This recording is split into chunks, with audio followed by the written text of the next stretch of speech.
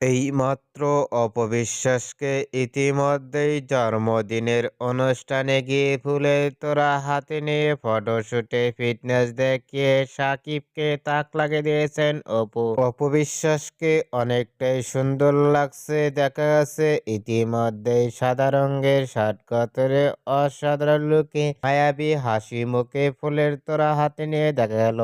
অপবিশ্বাসের verify Facebook পেজে এই ছবিগুলো আপলোড দিয়ে মুহূর্তের মধ্যে আলোচনায় দেখা গেছে অপবিশ্বাসকে নিয়ে।